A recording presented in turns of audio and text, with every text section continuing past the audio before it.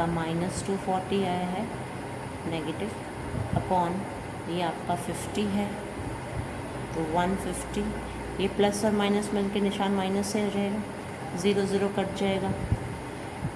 अब 24 को आप 5 से डिवाइड कर दो तो 5 4 ज़ा 20, 0.5 ज़ा 40, माइनस करो 4.8 को 150 में से घटा लो, हसल लोगे, 10 में से 8 गए 2, ठीक है।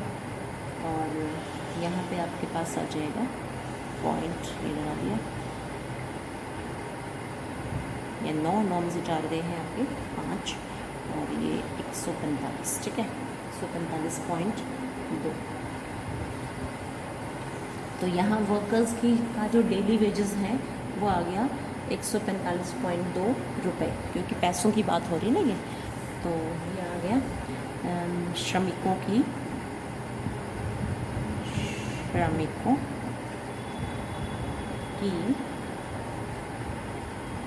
दैनिक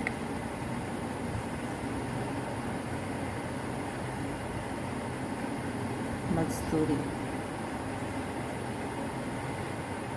ये की माध्य दैनिक मजदूरी, ठीक है, माध्य दैनिक मजदूरी, इट इज़ 145.2 रुपये,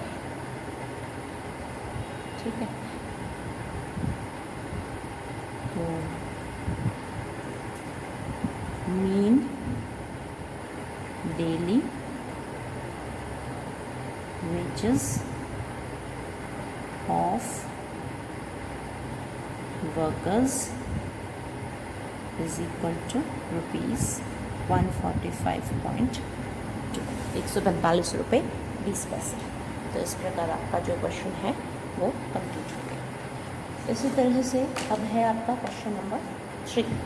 क्वेश्चन नंबर 3 को भी हम चाहे तो प्रत्यक्ष विधि से कर लें और चाहे तो कल्पित माध्य विधि से। तो कल्पित माध्य विधि में और प्रत्यक्ष विधि में क्या है, फ़र्क क्या है? जैसे इसी क्वेश्चन को मैंने तो कल्पित माध्य विधि से कर दिया, आप इसको प्रत्यक्ष विधि से कर लेना।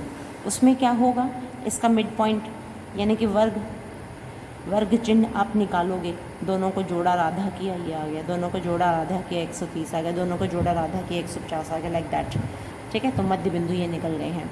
मजदूरों की संख्या हमने बुक से देख के उतारा ही है। और फिर दोनों को FI इंटू XI की लाइन तैयार कर लोगे आप यहाँ पे, ठीक है, XI इंटू FI, यहाँ मल्टीप्लाई करके FI इंटू XI, फिर summation of FI upon summation of FI, ठीक है। यानी कि जो प्रत्यक्ष विधि थी, कहीं लिखूँ क्या, यहाँ लिख देते हूँ, प्रत्यक्ष विधि, जिसको हम डायरेक्ट मेथड कहते हैं, डायरेक्ट मेथड या शॉर्टकट मेथड भी कहा जाता है इसको। तो क्या है उसमें फॉर्मूला, क्या है formula, is x bar is equal to summation of FI XI over summation of FI, ठीक है। FI और XI दोनों की गुणनफल की लाइन तैयार कर लेना, सारों को जोड़ देना, FI हमने जोड़ी रखा है उससे भाग कर देना, तो आपको यही उत्तर प्राप्त होगा, ठीक है। नो थर्ड क्वेश्चन को, थर्ड क्वेश्चन अगली वीडियो में हम दे दें या तो